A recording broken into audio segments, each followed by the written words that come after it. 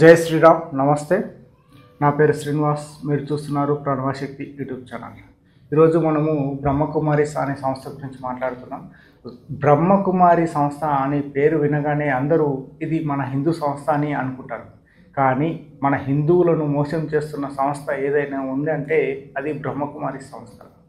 బ్రహ్మ అనేది మన ధర్మంలో భగవంతుని పేరు. బ్రహ్మ అంటే బ్రహ్మకుమారి సంస్థ దృష్టిలో మాత్రం మన దేవుడు కాదు, ఈ ముసలి వ్యక్తి అయినటువంటి బ్రహ్మనే దాదా లేఖరాజ్.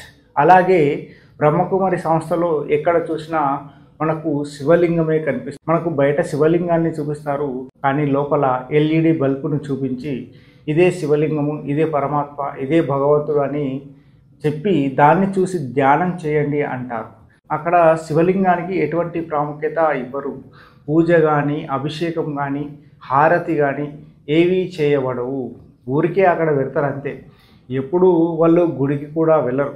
బ్రహ్మకుమారిలు శివాలయంకు వచ్చి ఒక్కసారి కూడా అభిషేకం చేసినట్లు ఎక్కడ దాఖలాలు. వాళ్ళ దృష్టిలో భగవంతుడు అంటే దాదా లేఖరాజ్, అంటే బాబా లేఖరాజ్ మాత్రమే. మన శివుడు ఏమాత్రం కాదు. బ్రహ్మకుమారిల దృష్టిలో హిందువులు పూజించే శివలింగం దైవం కాదు. వీళ్ళ దృష్టిలో ఎల్ఈడి బల్బు మాత్రమే భగవంతుడు. కేవలం వేళ్లను ఉపయోగిస్తారు హిందువులను మోసం చేయడానికి. అలాగే శివరాత్రి రోజు శివలింగం పట్టుకొని ర్యాలీలు తీస్తారు. కానీ మనం ఆచరించే పూజ కానీ, ఉపవాస దీక్షలు కానీ, ఆలయంకి వెళ్ళడం కానీ, శివరాత్రి చరిత్ర గురించి తెలుసుకోవడం కానీ ఇటువంటి ఏవి కూడా బ్రహ్మకుమారి సంస్థ కానీ, బ్రహ్మకుమారిలు కానీ నమ్మరు, ఆచరించరు. బ్రహ్మకుమారిలు ఏ హిందూ దేవాలయంకి రారు, కానీ బయట స్టాల్స్ పెట్టి మాత్రం వాళ్ళ యొక్క మత ప్రచారం చేసుకుంటారు. వాళ్ళ యొక్క మతాన్ని గురించి ప్రచారం నిర్వహించుకుంటారు. బ్రహ్మకుమారి సంస్థలో మన హిందూ పూజ విధానము ఉండదు. ఇంటి పూజ గదిలో ఉన్న దేవతా ఫోటోలను తీసివేసి లేఖరాజ్ అనే వ్యక్తి యొక్క ఫోటోను పెట్టి అక్కడ ఒక ఎల్ఈడి బల్బుని పెట్టి దాన్ని చూస్తూ ధ్యానం చేయండి అని హిందువులకు చెప్పి మత మార్పిడి చేస్తున్నారు. హిందువులు చేసే పూజలకు కానీ, వ్రతాలకు కానీ, హోమాలకు కానీ, యజ్ఞాలకు కానీ ఈ బ్రహ్మకుమారిలు ఎప్పుడూ రారు. వాళ్ళ పద్ధతే వేరు. వాళ్ళు శ్రీకృష్ణ భగవంతుడు చెప్పిన భగవద్గీతను నమ్మరు. కానీ లేఖరాజ్ అనే వ్యక్తి రాసినటువంటి పుస్తకాన్ని తీసుకొచ్చి ఇదే భగవద్గీత, అది భగవద్గీత కాదు, ఇదే అసలైన భగవద్గీత అని ప్రచారం చేస్తుంటారు. చూడండి ఎంత ఘోరమో. బ్రహ్మకుమారిలు ఓంకారం ఉన్న కాషాయం జెండాను పట్టుకోవడం ఎవరు చూసి ఉండరు. వాళ్ళ దృష్టిలో ఎల్ఈడి బల్బు, దాని చుట్టూ ఉన్న కాంతి కిరణాలు ఉన్నటువంటి ఒక పసుపు జెండాను మాత్రమే పవిత్రంగా భావిస్తారు, దాన్నే పట్టుకుంటారు. మనకు ఈ బ్రహ్మకుమారిలు జ్యోతిర్లింగాలు ఉన్న ఫోటోలు ఉన్నటువంటి కార్డును మనకు ఇస్తుంటారు. కానీ వాళ్ళు ఎప్పుడు ఆ జ్యోతిర్లింగాలకు వెళ్ళి దర్శనం చేసుకోరు, వాటిని పవిత్రంగా భావించరు. వాళ్ళకి రాజస్థాన్లో ఉన్నటువంటి మౌంట్ అబూ మాత్రమే పవిత్ర క్షేత్రంగా ఉంటుంది. ఈ మన జ్యోతిర్లింగాలు కానీ, శివలింగాలను కానీ వాళ్ళు పూజించరు, పూజ చేయరు.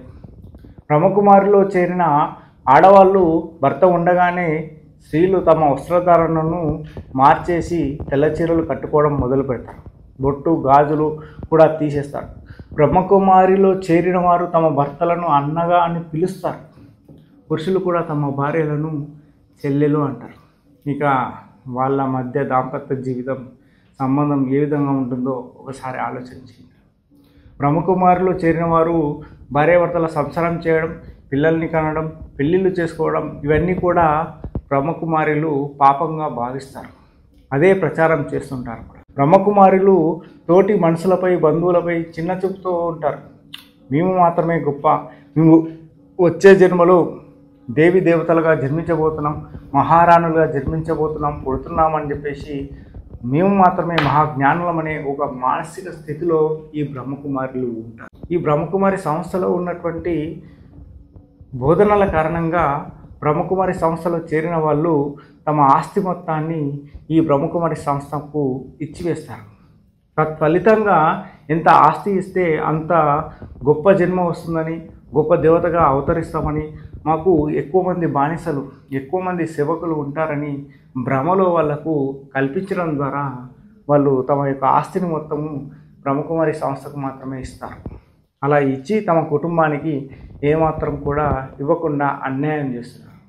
ఈ బ్రహ్మకుమారి సంస్థ వాళ్ళు తాము అనుసరించే మతాన్ని శ్రీమతం అని కూడా చెప్పుకుంటున్నారు. బ్రహ్మకుమారి సంస్థ మన దేవుళ్ళ పేర్లను, మన పండుగల పేర్లను ఇలా అనేక రకాలుగా వాడుకుంటూ వాళ్ళు చేసేది మాత్రం, చెప్పేది మాత్రం వేరే విధంగా ఉంటుంది. సనాతన ధర్మానికి ఏమాత్రం పోలిక ఉండదు.